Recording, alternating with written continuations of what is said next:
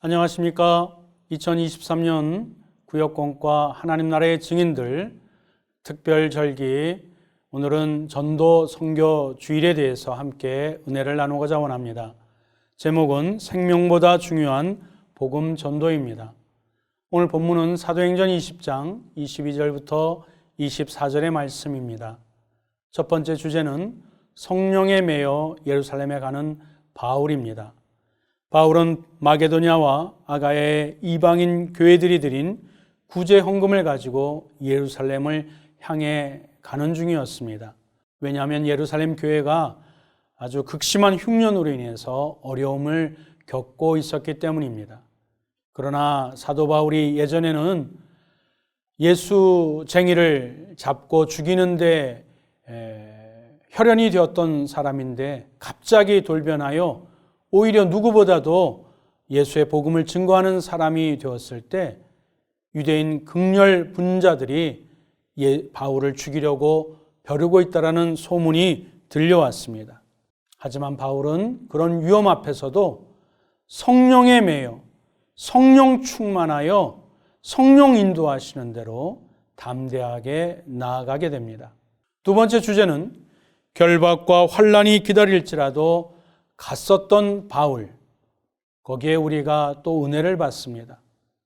에베소서 교회 장로들이 예루살렘에 가면 사도 바울 목사님이 결박과 환난이 닥칠 것을 누가 보더라도 분명하기에 가지 말라고 막았습니다.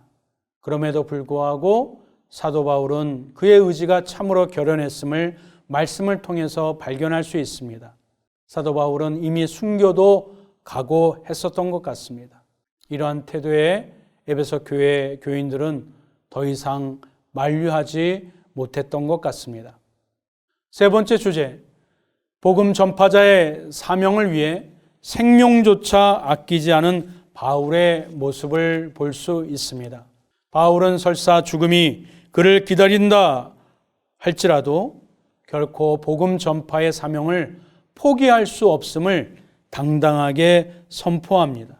왜냐하면 죄인 중에 괴수인 자신을 예수 그리스도께서 살려주시고 예수 그리스도의 제자 사도로 삼아주시고 영원한 생명 가운데 인도해 주신 그 주님의 은혜를 생각하면 할수록 그 복음을 어찌 전하지 않을 수 있었겠습니까? 그는 죽어도 천국에 갈 수 있음을 분명히 확신하는 가운데 육신의 생명을 기꺼이 바칠 준비가 되었던 자입니다. 사랑하는 모든 믿음의 성도 여러분, 복음 전도의 사명은 생명보다 귀중합니다. 육신의 생명은 유한하지만 복음을 듣고 구원받으면 영생할 수 있기에 전도와 선교하는 일에 우리가 다 같이 마음을 모으고 함께 동참하기를 원합니다. 공과를 진행합니다.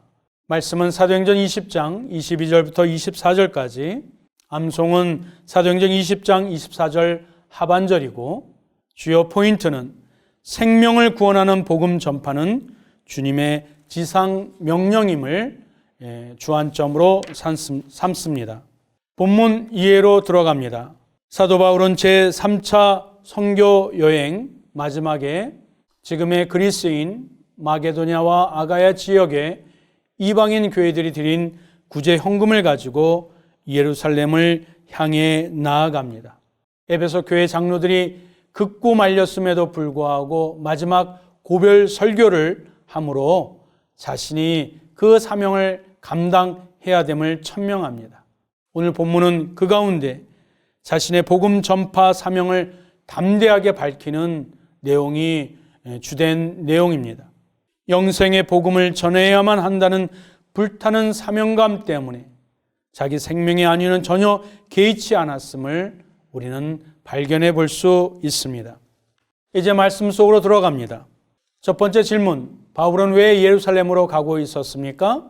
이방인 교인들의 구제 헌금과 복음을 전해주기 위해서였습니다.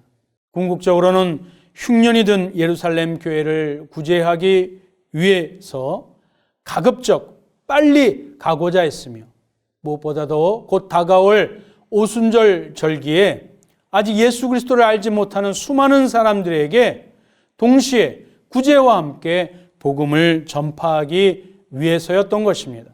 두 번째 질문, 예루살렘에서 어떤 일이 바울을 기다리고 있었습니까? 결박과 환난이 기다리고 있었습니다. 이 사실을 바울이 모르던 바가 결코 아닙니다. 심지어는 죽을 수 있음을 예감하셨던 것 같습니다. 그럼에도 불구하고 밀라노로 가기 전에 자신과 동행했었던 사람들을 자신은 육로로 갈 테니 다른 일행들은 배를 타고 아소에서 만나자고 한 것은 자신이 그 길을 가다가 고난과 환난을 당할 것을 알았었던 그 중요한 또 증거가 되기도 합니다.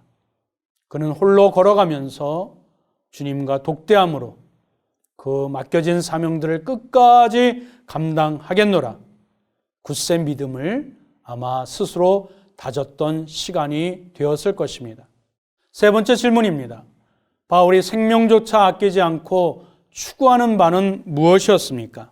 즉 달려갈 길 복음 전파의 사명을 끝까지 완수하는 것이었습니다.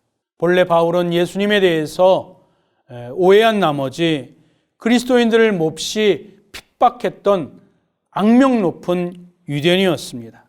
박해자였고 폭행자였고 죄인 중에 괴수였던 자신을 사도의 직분까지 맡겨주신 주님의 은혜가 너무 컸기에 그는 이제라도 죽어도 여한이 없을 정도로 그 복음 전파의 사명을 완수하는 일에 끝까지 최선을 다했고 우선순위를 두었었던 믿음의 모습을 볼 수 있습니다.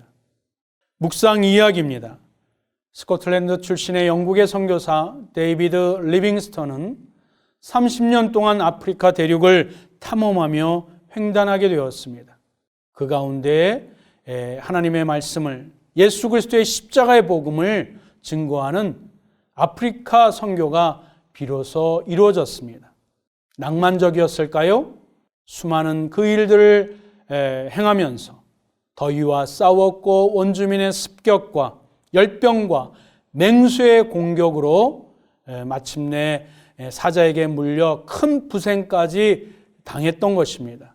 사람들은 그가 고난을 당하고 죽으리라 생각했지만 그는 여전히 살아있었고 그리고 이렇게 대답했다고 합니다. 사명자는 죽지 않는다.